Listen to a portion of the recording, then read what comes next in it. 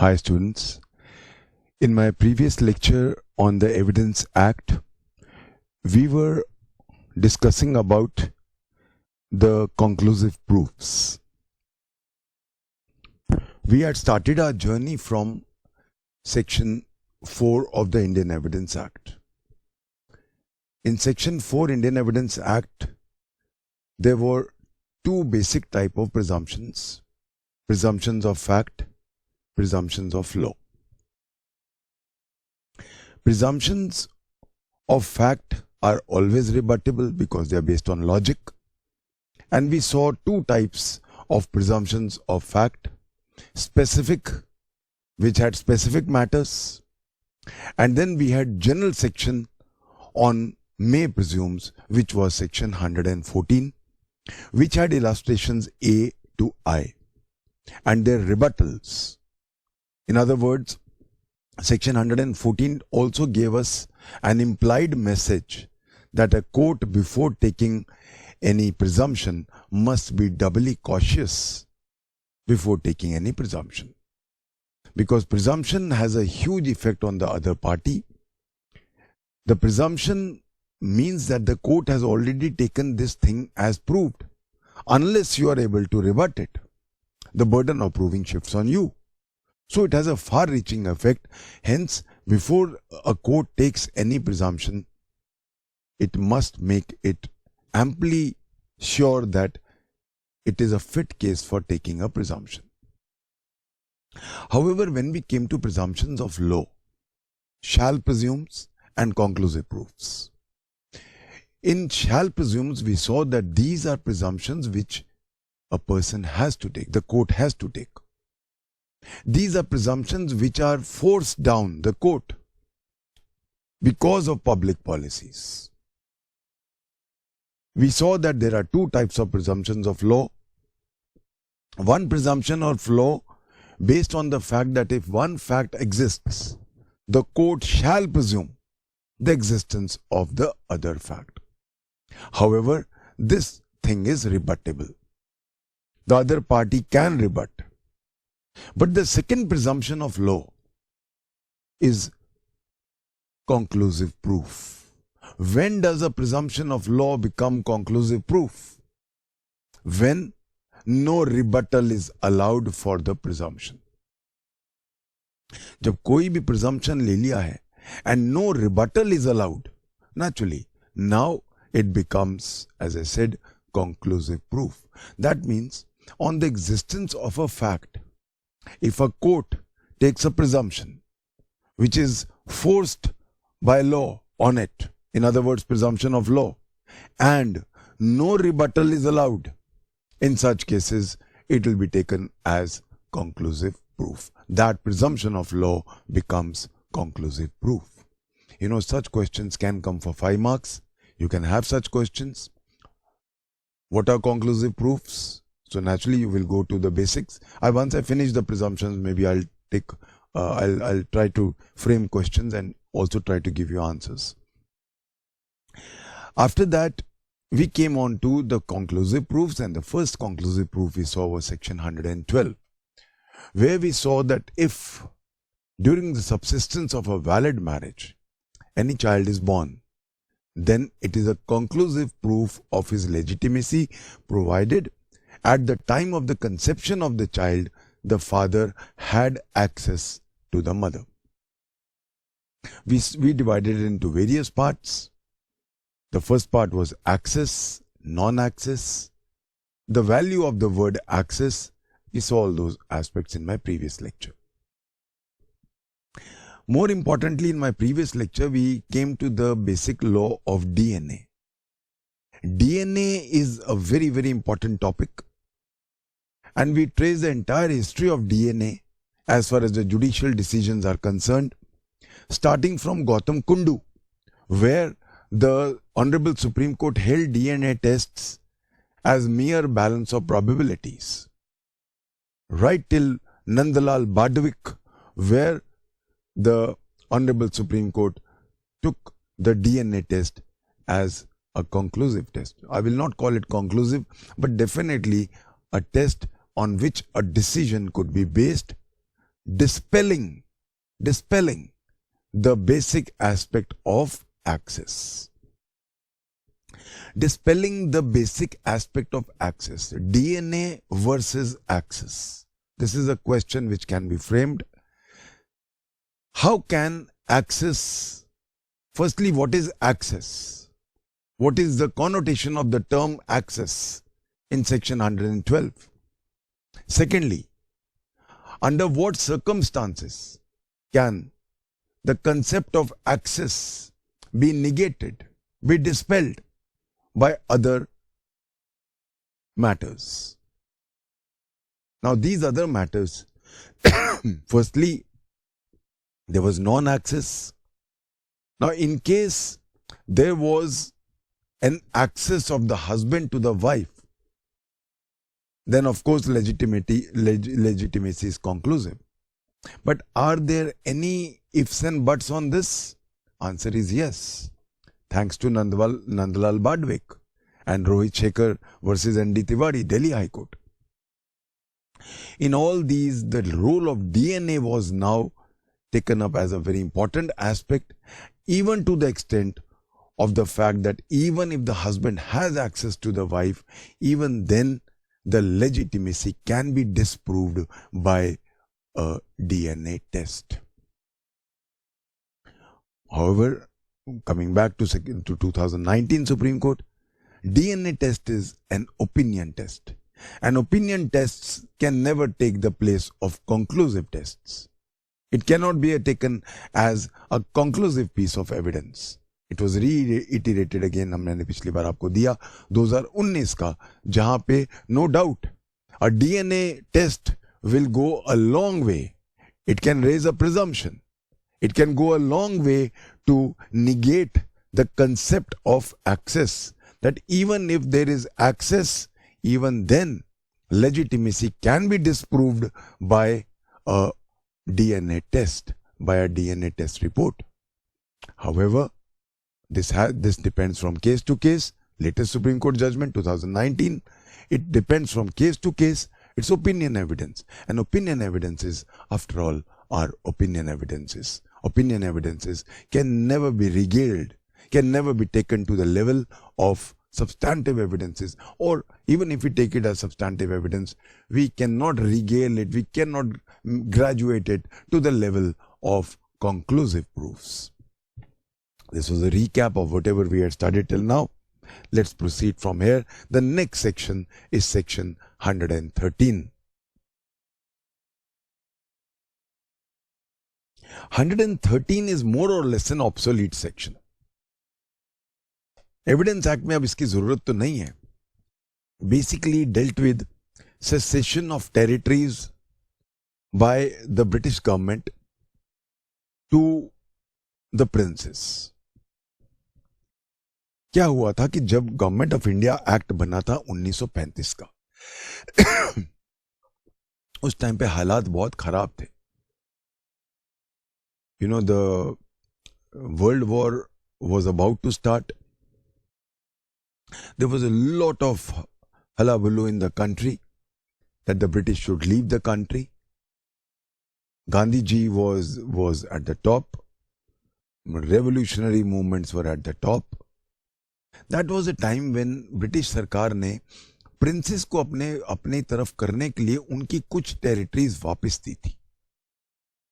काफी सारी टेरिटरीज उन्होंने जब लड़ाइयां हुई थी तो कब्जे में ली हुई थी.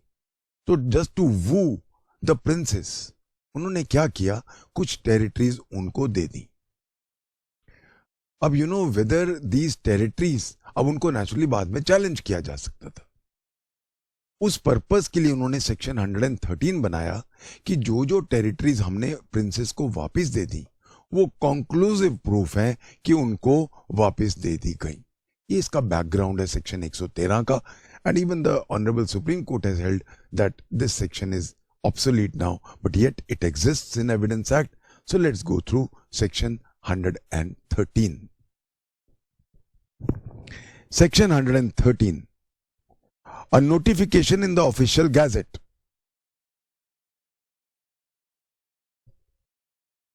Basically, जब भी कोई चीज सरकार करती है उसका गैजेट नोटिफिकेशन मस्ट है.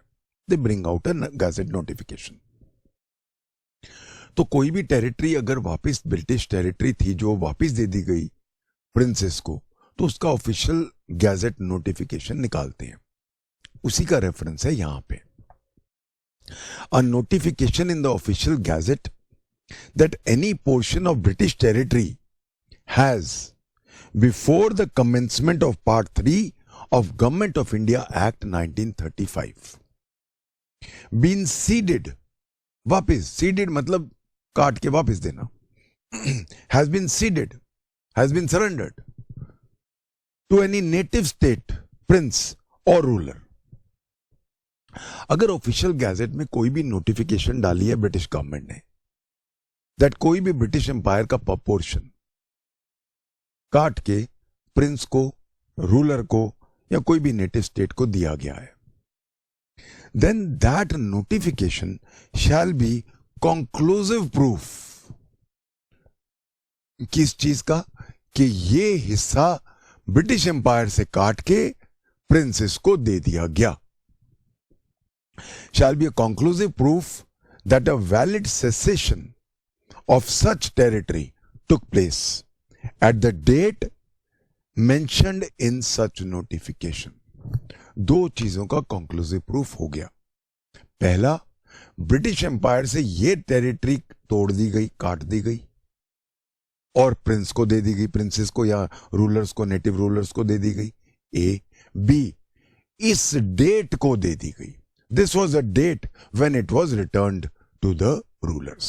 तो दो हमारे इसमें से ऑटोमेटिकली बन जाते हैं प्रिजम्पशंस, कंक्लूसिव प्रूफ बनते हैं वो कि कोई भी अगर कोई भी नोटिफिकेशन है ऑफिशियल गैजेट में कि ब्रिटिश गवर्नमेंट ने अपनी कोई टेरिटरी सीड कर दी किसी नेटिव प्रिंस को, रूलर को, तो वो उस चीज का कंक्लूसिव प्रूफ है कि वो टेरिटरी काट के नेटिव को दे दी गई.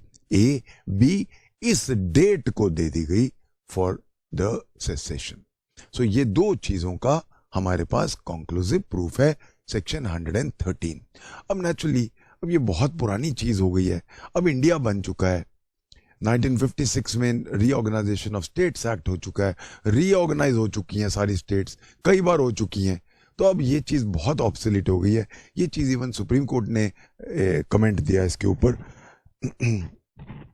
आई हैव मगन भाई MAGANBHAI, मगन भाई versus union of India 1969 Supreme Court. This section now is obsolete. It was commented by the Honorable Supreme Court that this section is now obsolete. I hope everybody is clear about this section. However, we must know every section of Evidence Act, but you never know, they may ask any questions. Anyway, so we are all clear about section 113. We now go to the third section of conclusive proof, which is now section 41. तीन sections हैं conclusive proofs पे. पहला section 112 regarding paternity, दूसरा 113 regarding official notification in an official gazette regarding cessation of any British territory to any native prince or native ruler, and it will be a conclusive proof of the cessation as well as the date on which this cessation took place. And now the third section of conclusive proof, there are only three sections on conclusive proof, the third section being section 41.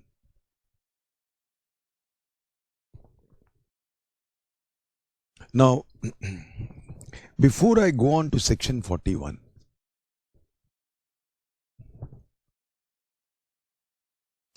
we started our journey from section 4.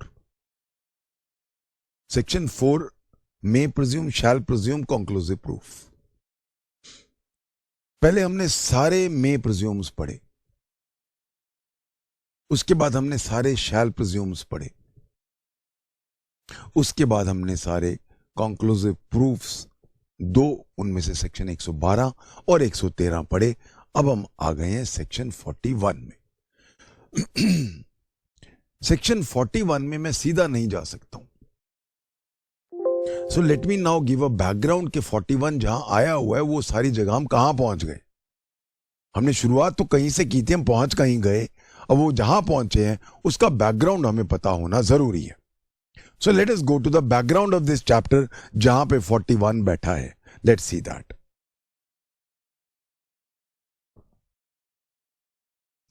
ये जो पूरा chapter है जहां हम पहुंचे हैं, ये पूरा चैप्टर डील करता है रेलिवेंसी से। सेक्शन 5 शुरुआत करता है रेलिवेंसी की कि इंडियन एविडेंस एक्ट में सारी चीजें रेलेवेंट नहीं की जा सकती। जो जो चीजें रेलेवेंट करनी है हम आपको बताएंगे। Judicial discretion can not be allowed कि ये भी रेलेवेंट कर दो वो भी रेलेवेंट कर दो, नहीं। मैंने खुद देखा है वो हादसा होता हुआ, रेलेवेंट है नहीं। पर्सनल नॉलेज ऑफ अ जज इज नॉट रेलेवेंट। तो इसीलिए सेक्शन 5 ने एक प्रिंसिपल ले कर दिया, हम आएंगे बाद में।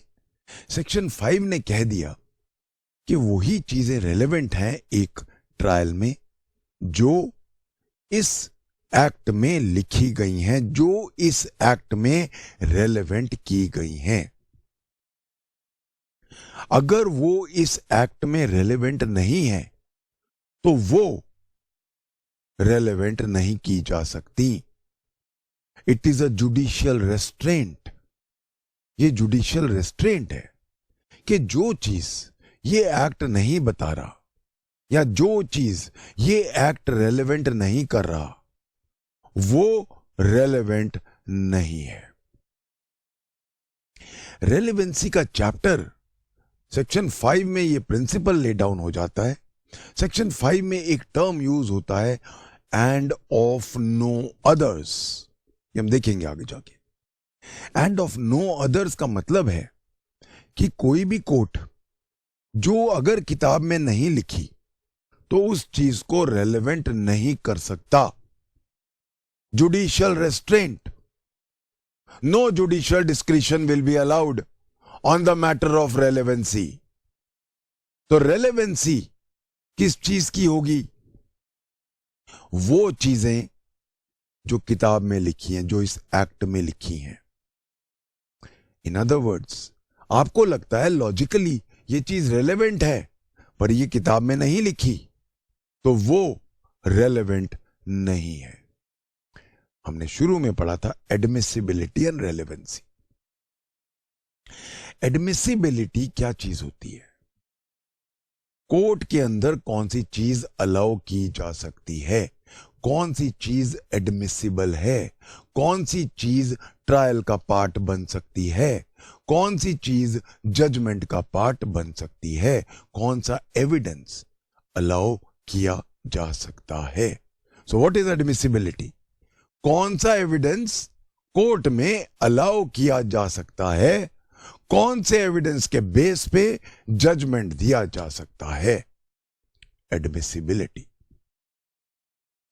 तो अब जैसे एक एग्जांपल मैंने शुरू में भी दिया था, मैं अर्लियर लेक्चर्स में फिर वही देता हूं। मैं एक जज हूं, मैं ऑफिस जा रहा हूं, रास्ते में मेरे सामने एक मर्डर होता है और वो मामला कल मेरे पास ही आता है। क्या ये चीज रेलेवेंट है कि मैं कहूं नहीं मैंने खुद देखा है, मेरे सामने हो रहा था, तो इस चीज को रेलेवेंट किया जाए? नहीं। पर्सनल नॉलेज ऑफ अ जज कहीं एविडेंस एक्ट में नहीं लिखा कि रेलेवेंट है।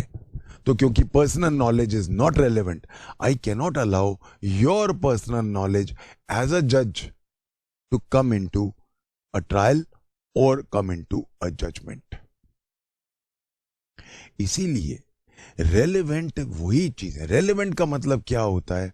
वो चीजें जो मैं ट्रायल के दौरान ला सकता हूं, वो चीजें जो मैं ट्रायल में ला सकता हूं, वो एविडेंसेस या मैटर्स जो मैं ड्यूरिंग ट्रायल ला सकता हूं।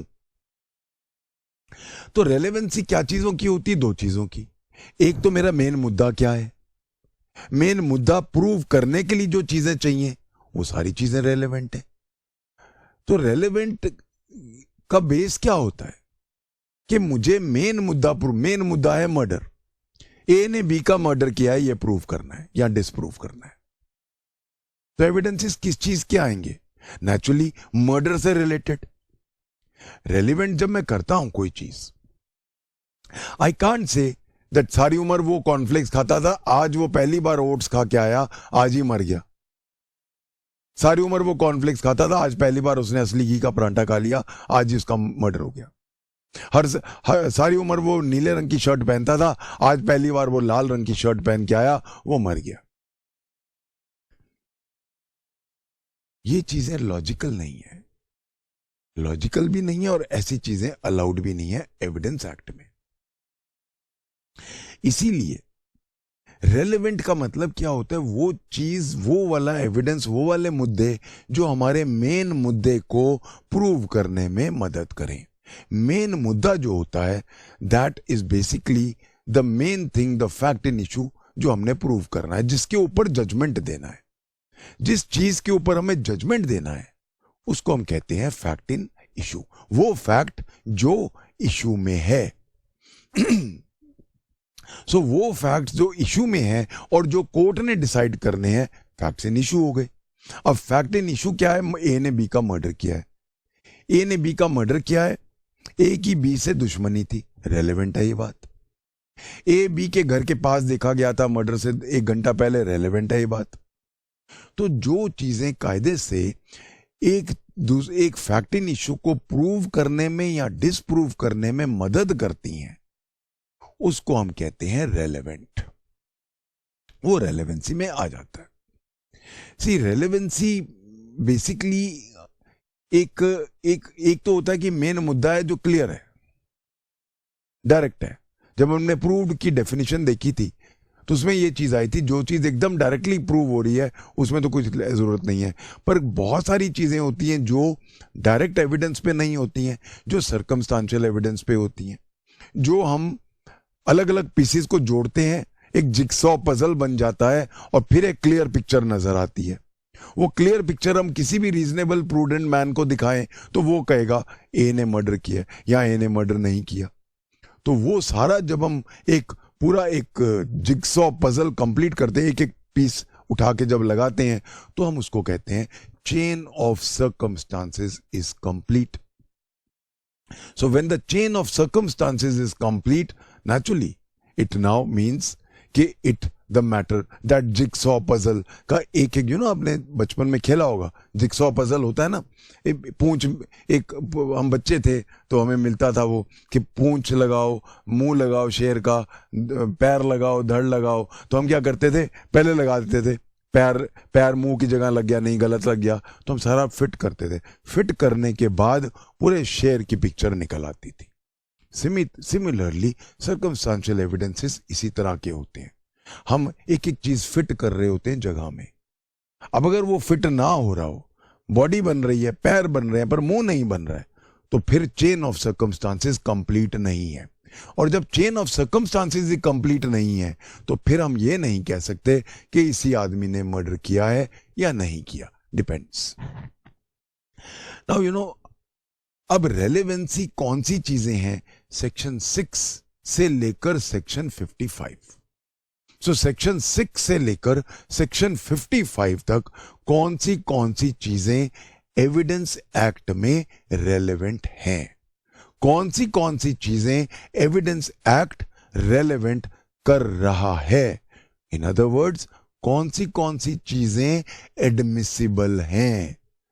तो इसीलिए कौन सी चीजें एडमिसिबल हैं लॉ डिटरमिन कर रहा है, इसीलिए हम उसको कहते हैं लीगल रेलेवेंसी। जो लॉ डिटरमिन कर रहा है, सिर्फ जो लॉ बता रहा है वही चीजें आप एडमिसिबल कर सकते हो। अगर वो उस लॉ के 6 to 55 में नहीं आ रहा है तो फिर आप उसको कोर्ट की प्रोसीडिंग में नहीं ला सकते। तो कायदे से अब जो ये पूरा चैप्टर है 6 to 55, सेक्शन 5 में तो हमें एक प्रिंसिपल मिल गया।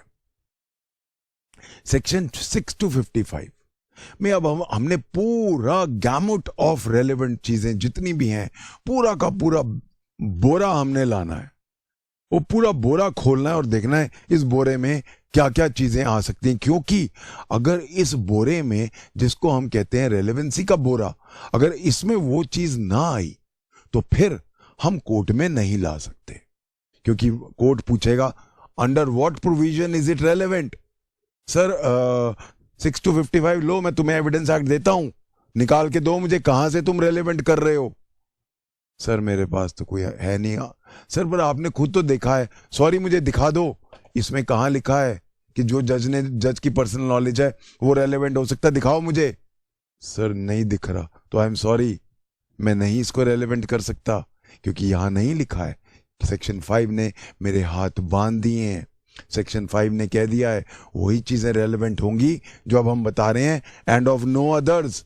सॉरी, मैं और कोई भी चीज रेलेवेंट नहीं कर सकता जो सेक्शन 6 से लेकर सेक्शन 55 तक नहीं आ रहा, इस बोरे में नहीं आ रहा। तो एक क्रूडली स्पीकिंग रेलेवेंसी का एक बोरा है, वो बोरा इंडियन एविडेंस एक्ट का बोरा है। उस इंडियन एविडेंस एक्ट के अंदर वेरियस चीजें हमने डाल दी हैं, उस बोरे के अंदर अगर कुछ आ गया है तो वो रेलेवेंट है। ये इंडियन एविडेंस एक्ट रूपी बोरा जो है, इसके अंदर की चीजें ही अलाउड हैं, बाहर से हम कोई चीज अंदर नहीं ला सकते। अब अलग अलग चीजें हैं, जनरल प्रिंसिपल्स हैं। Section 6 to 11 general matters deal करता है। अलग अलग चीजें आ जाती हैं, एडमिशंस आ जाएंगे, कन्फेशंस आ जाएंगे, आगे हम देखेंगे ओपिनियंस आ जाएंगे, बहुत सारी चीजें आ जाती हैं। अब हम कहां आए हैं?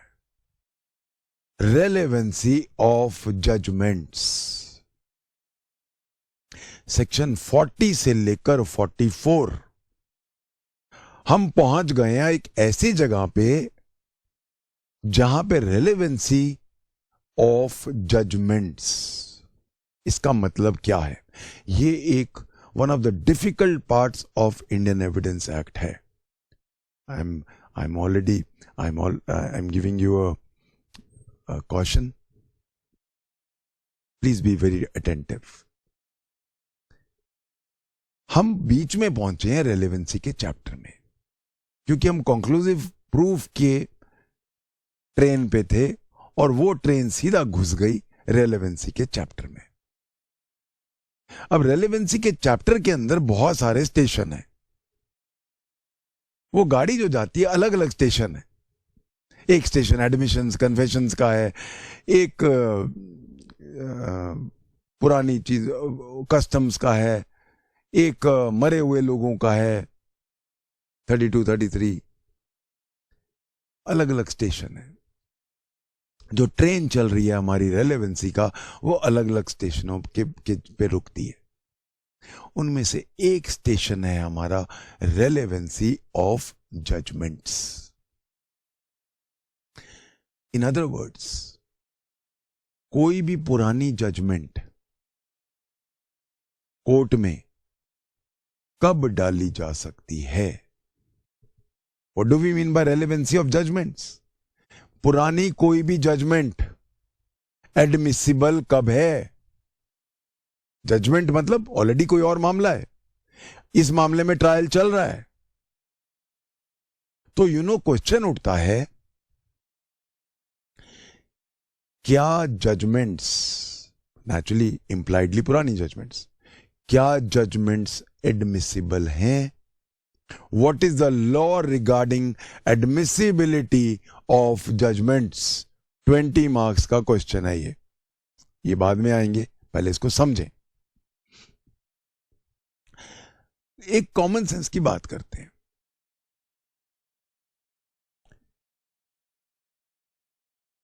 ए और बी के बीच में कोई सूट था।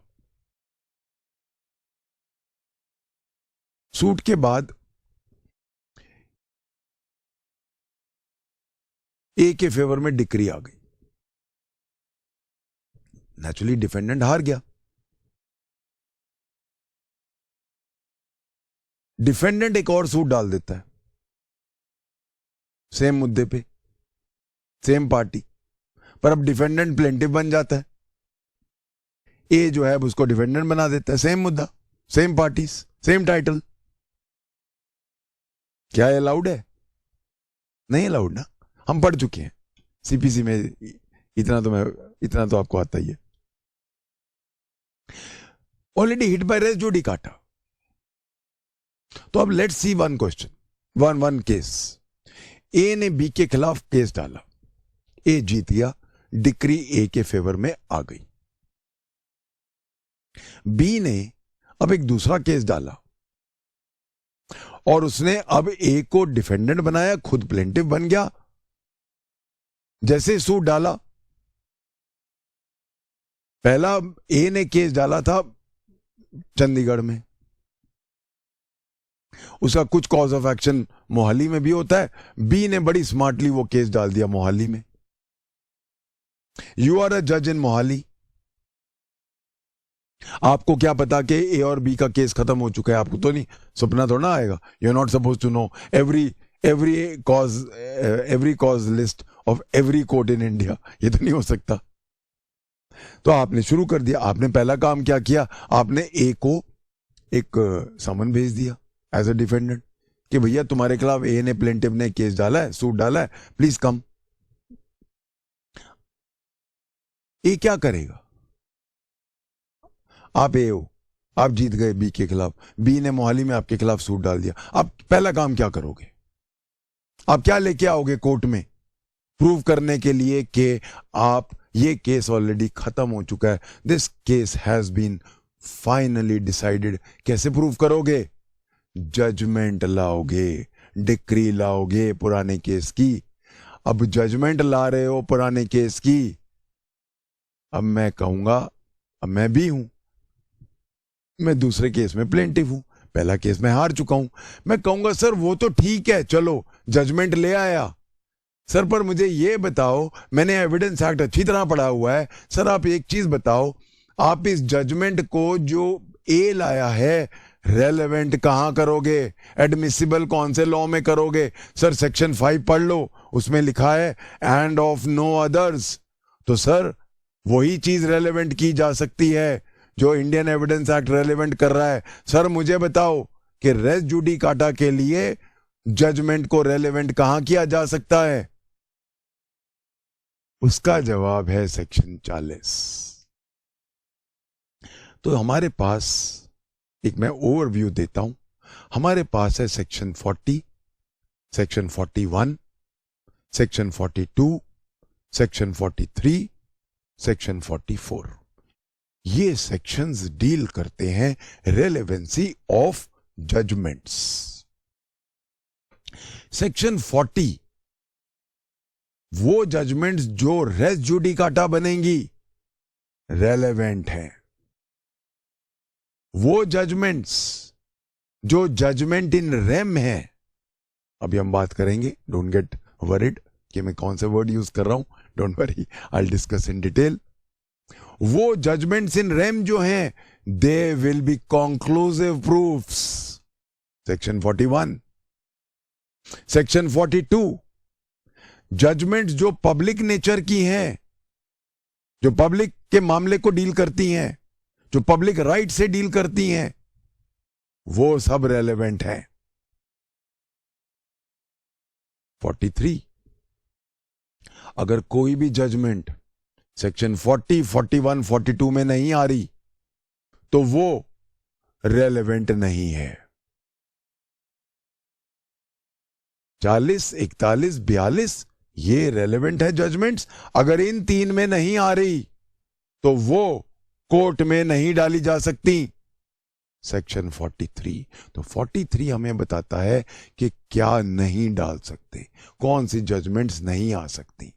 कायदे से जो भी 40, 41 और 42 में नहीं आ रही वो आ ही नहीं सकती, उनको अलाउ नहीं किया जा सकता।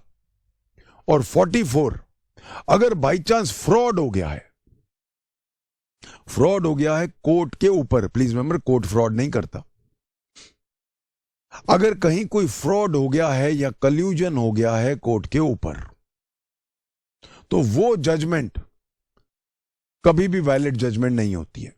मैं आपको सीपीसी में पढ़ा चुका हूं, इलीगल। सो जहां पे एक फ्रॉड है कोर्ट पे, कल्यूजन करके जहां कोर्ट को बेवकूफ बना के आपने कोई डिक्री ले ली, वो वॉइड डिक्री है। उसके लिए वो जजमेंट मुझे लानी पड़ेगी कोर्ट में कि सर ये डिक्री वॉइड है क्योंकि यहां पे मेरे साथ फ्रॉड हुआ है, इसने झूठ बोला है, पार्टीज ने कल्यूड करके मेरा हिस्सा खा लिया है।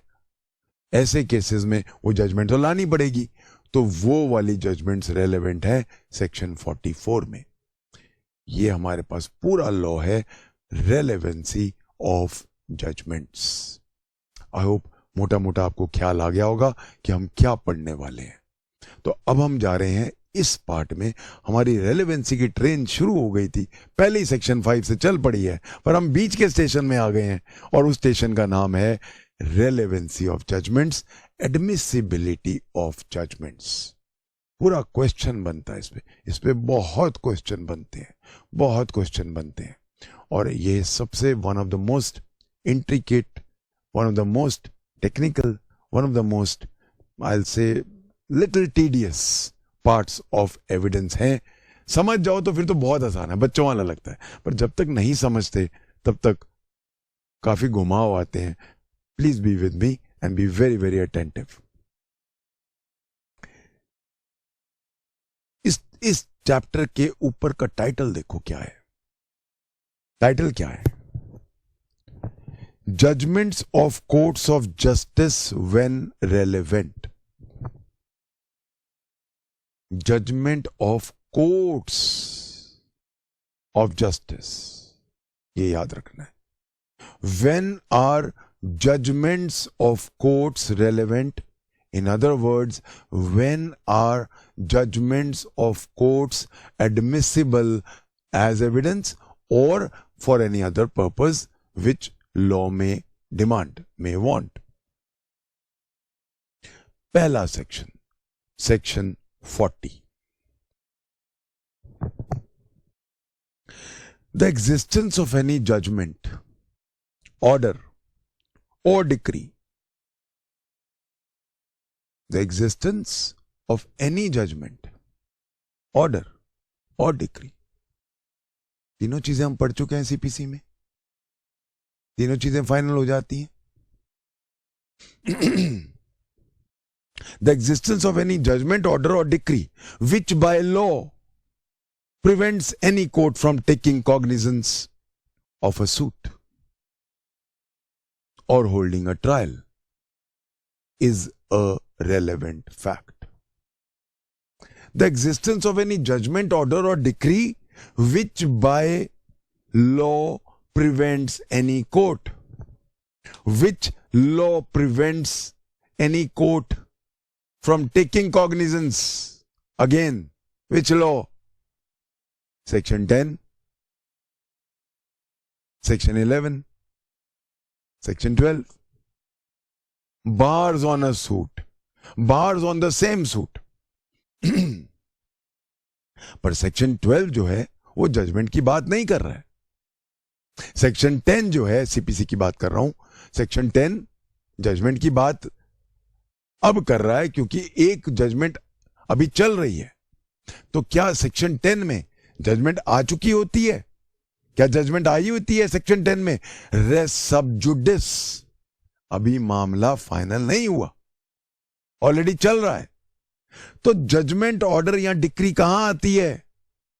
सिर्फ एक ही सेक्शन में, section 11, res judicata. So please remember, हम क्या बात कर रहे हैं?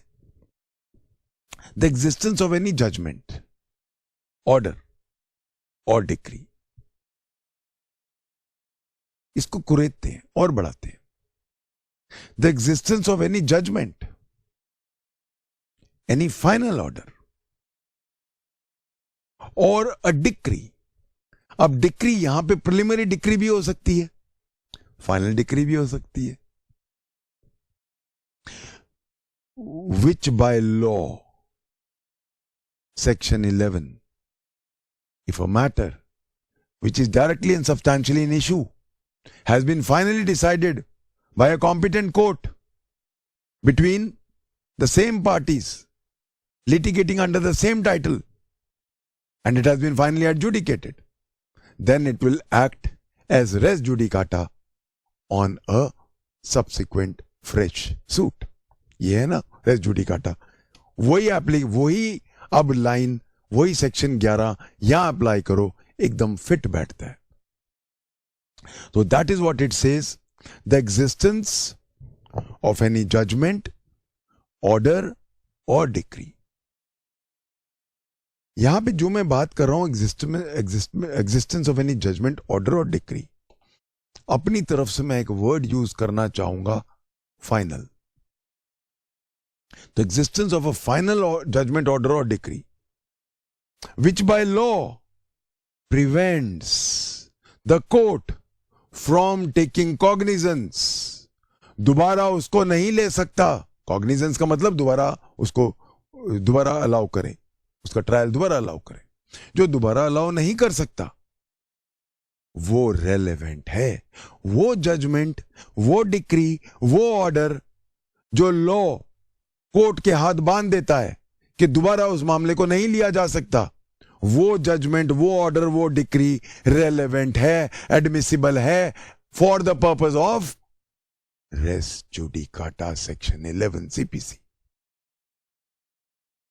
सेक्शन 11 सीपीसी को हमने कोरिलेट करना है relevancy of res judicata judgments section 40. इकट्ठे पढ़ना है, इकट्ठा इंटरलिंकिंग करके जवाब लिखना है, तब मजा आता है.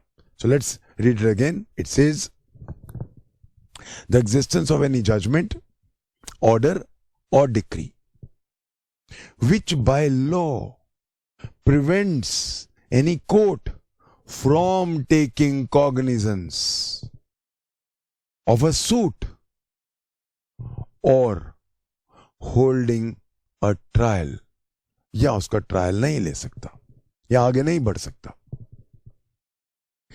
See, from taking cognizance of a suit, taking cognizance of a suit का मतलब क्या होता है? उसको इंस्टीट्यूट करने से मना कर देगा. मैं उसको देख ही नहीं रहा हूं. टेकिंग कॉग्निजेंस क्या होता है? मैं इसको आगे नहीं बढ़ाऊंगा. हम दोनों पढ़ चुके हैं, रेस सब्जुडिस भी पढ़ चुके हैं सेक्शन 10 सीपीसी और 11 भी पढ़ चुके हैं सेक्शन 11 सीपीसी. क्या दोनों में सूट को इंस्टीट्यूट करने में कोई रोक है? नहीं है. नो कोर्ट शैल प्रोसीड लिखा है, इसीलिए वर्ड यहां आया है. और सेकेंड लाइन क्या है? और होल्डिंग अ ट्रायल. सो अगर कहीं लिखा है कि कॉग्निजेंस नहीं लेना है तो कॉग्निजेंस नहीं लेगा, शुरुआत ही नहीं करेगा. और अगर कहीं लॉ ऐसा है जो कहता है कि ट्रायल नहीं करेगा, तो वो जजमेंट, ऑर्डर या डिक्री जो कोर्ट के हाथ बांध देता है कि आप कॉग्निजेंस नहीं लोगे या फिर आप ट्रायल नहीं चलाओगे, वो जजमेंट, ऑर्डर या डिक्री रेलेवेंट है, एडमिसिबल है, आप कोर्ट में ला सकते हो. So let's go back, let's read this again.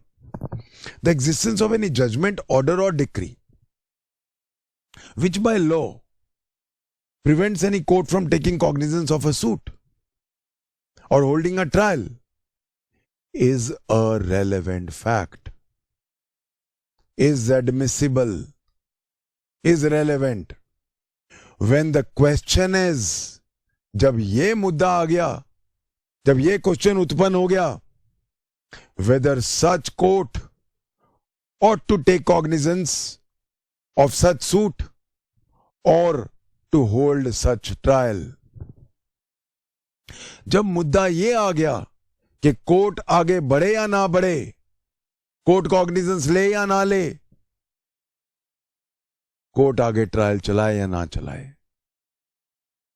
तो फिर कोर्ट के हाथ रोकने के लिए पुराना जजमेंट, ऑर्डर या डिक्री रेलेवेंट है to make the court stop in its tracks and not allow it to proceed, to hold a trial, or if the need be, not even to take cognizance.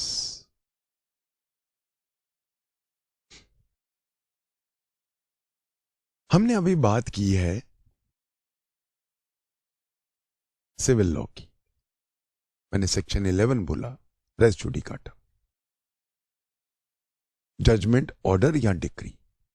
ठीक है, question ये उठता है, और ये किताबों में नहीं लिखा है, क्या ये सेक्शन 40 क्रिमिनल लॉ पे डील करेगा? Will it apply to criminal law? I can see lot of very brilliant students, खासकर जो मेरे पुराने स्टूडेंट्स हैं, वो कह रहे सर हमें पता है, हमें पता है। और मेरे जो नए बच्चे हैं उनके लिए double jeopardy, constitution, article 20 clause 2, double jeopardy. कोई भी पर्सन जिसका एक बार ट्रायल हो चुका है, no person shall be prosecuted and punished for the same offense twice. तो सेक्शन 40 जो वर्ड लिखा है विच बाय लॉ, तो वो बाय लॉ सिर्फ सीपीसी का सेक्शन 11 नहीं है, सिर्फ वो नहीं है, कॉन्स्टिट्यूशन भी है, आर्टिकल 20 भी है। Article 20 clause 2, no person shall be prosecuted and punished for the same offense twice. Read with section 300 CrPC जो सेम चीज कहता है, एक बार एक मामला तय हो गया, उसको दोबारा नहीं, उस ऑफेंस को दोबारा नहीं ला सकते। तो सेक्शन 40 का हमने इंटरलिंकिंग कहां कहां किया? Section 40 evidence act will be interlinked, the word which by law, which is that law? 3 laws I can think of. Section 11 CPC, stay of a suit, Article 20 clause 2, my fundamental right not to be tried again for an offense which I have been prosecuted and punished before.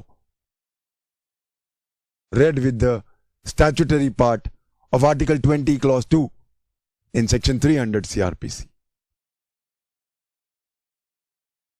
Section 40 can apply to both criminal law as well as civil law. The word is suit or trial. Suit, of course, we know is the realm of CPC, but a trial can also be the realm of CRPC, criminal law. I hope now everybody is clear on section 40. सब clear हो गए होंगे। तो कायदे से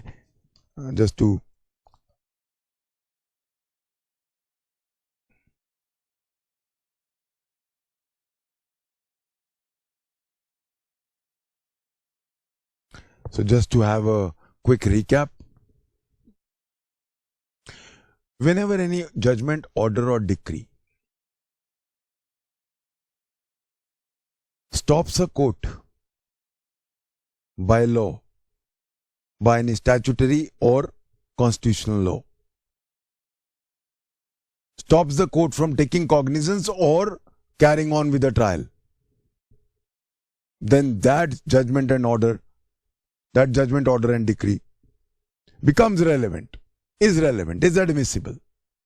Whenever the question arises whether a fresh suit or a fresh trial on a criminal mamla shall it be continued, shall the court take cognizance, when these are the questions in issue, can the court take cognizance, can the court proceed with the trial? जब ये twin questions हैं, तो फिर अगर कोई judgement order या decree ऐसी है जिससे जो लॉ कोर्ट के हाथ बांधता है, तो वो जजमेंट ऑर्डर या डिक्री रेलेवेंट है, whether as res judicata or in criminal law for double jeopardy.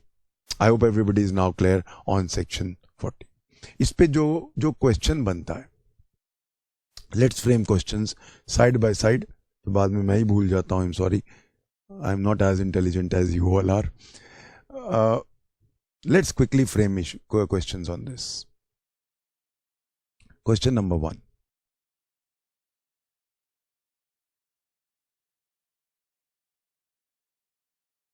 What is the relevancy of judgments which act as res judicata in the Evidence Act? Second question.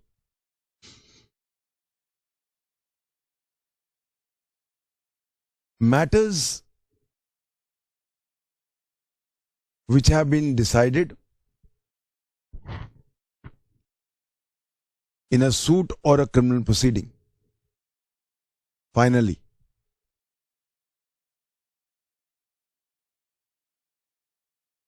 cannot be allowed to be taken up again in a fresh suit or trial. Discuss this statement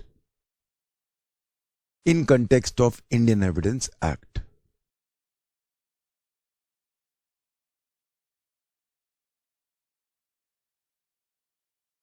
Judgments, third question.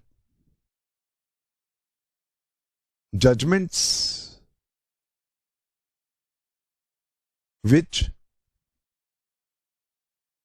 will act as res judicata or will be used to prove double jeopardy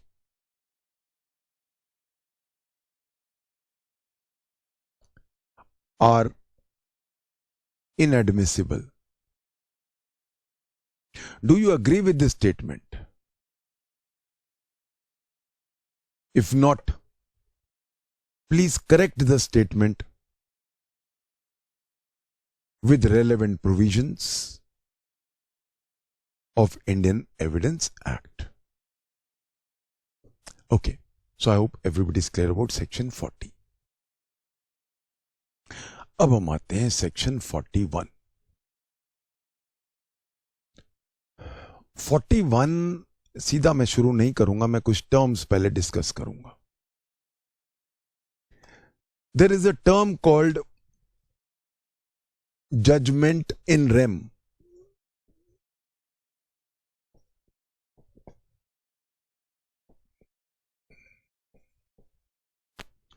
Judgment in rem.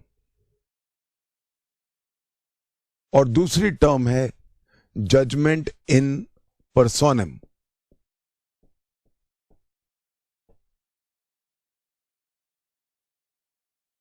Judgement in rem, judgment in पर्सोनम.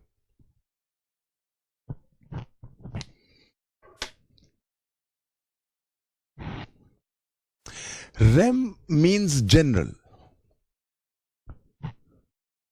Personam means particular, specific. So judgments in general, judgments which are specific, judgments which are dealing with a particular matter. Complete 5 marks question. Judgments in rem, judgments in personam. Let me finish 41, फिर इसके ऊपर questions frame करेंगे. Judgements in RAM वो होती हैं जो किसी चीज का, किसी व्यक्ति का स्टेटस, लीगल स्टेटस चेंज कर देती हैं. When a judgment changes the legal status of a person or a thing, वो होता है judgment in rem. A judgment in rem is applicable against the whole world. A judgment in rem is a judgment in general. It's a judgment which is applicable to the whole world.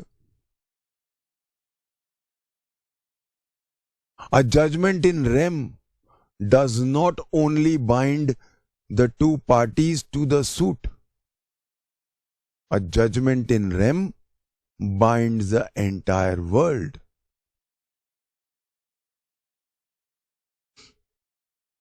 एक legal status change कर देता है, एक legal status दे देता है, एक legal status ले लेता है. Forever, forever. Not only vis-a-vis, not only against one person, but against the entire world.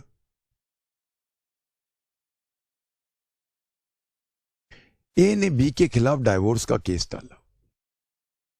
A is a wife, उसने हस्बैंड के खिलाफ डाइवोर्स का केस डाला. डाइवोर्स की डिक्री आ गई. अब now that means A and B are unmarried vis a vis each other. तो पहला पॉइंट क्या हो गया डाइवोर्स डिक्री का? पहला पॉइंट क्या आ गया कि ए और बी एक दूसरे के हस्बैंड वाइफ नहीं रहे. ये तो हो गया आपस का मामला. But now both of them are unmarried for the entire world also. They are not only unmarried vis-a-vis for each other, they are unmarried for the whole world. The legal status of the wife has changed. The legal status of the husband has changed. She's no longer a wife. He is no longer a husband. अगर वो Mrs लिखती थी, आजकल वैसे ये चलन कम हो गया, आजकल सारे MS मिस कहते हैं इसको, मिस लिखते हैं. क्यों? वो लड़कियां कहती हैं हमारा मिसेज क्यों लिखें, आदमी तो MR ही लिखते हैं, मिस्टर ही लिखते हैं. तो इसलिए ये लड़ाई चली थी आज से 15-20 साल पहले. तो फिर हमने, तो आदमियों ने कहा ले लो जी, ले लो, MS बना लो. नाउ तो वो जो मेरी डिक्री आई है डिवोर्स की, उससे नॉट ओनली ए और बी आपस में बिल्कुल अलग हो गए, आपस में हस्बैंड वाइफ का रिश्ता खत्म हो गया, तो कायदे से दो लोगों के बीच का रिश्ता भी खत्म हो गया. और एक चीज और हो गई, मेरा लीगल स्टेटस चेंज हो गया. मेरा लीगल स्टेटस मिल गया मुझे किस चीज का? अनमैरिड. अब ए मिसेज से मिस बन गई वापस. She is now unmarried not only vis-a-vis B. So she is unmarried not only vis-a-vis the party against whom the decree was passed, but also she is unmarried for the whole world. So judgment in rem सिर्फ parties के बीच का कोई remedy नहीं है. Right सिर्फ parties के बीच का नहीं है, सिर्फ वो राइट है जो पूरी दुनिया के खिलाफ मिलता है.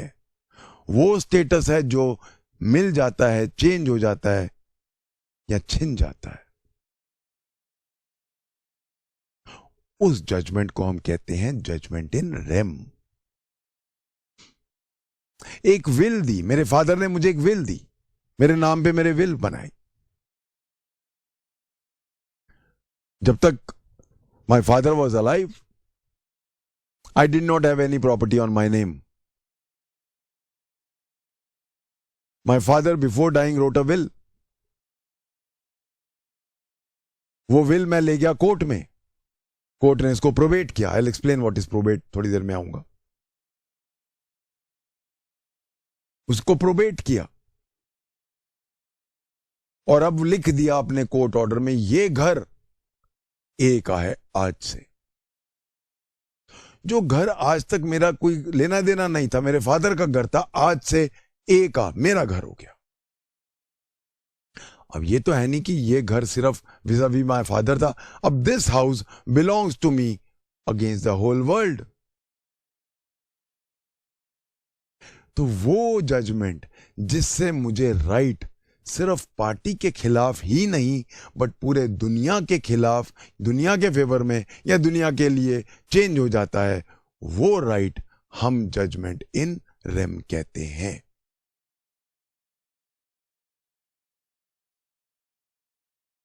आई होप आपको कुछ आइडिया हुआ होगा what is a judgment in rem. We run out of time in this lecture. I take it up here from here in my next lecture. So we'll continue from here in my next lecture. Thank you. God bless.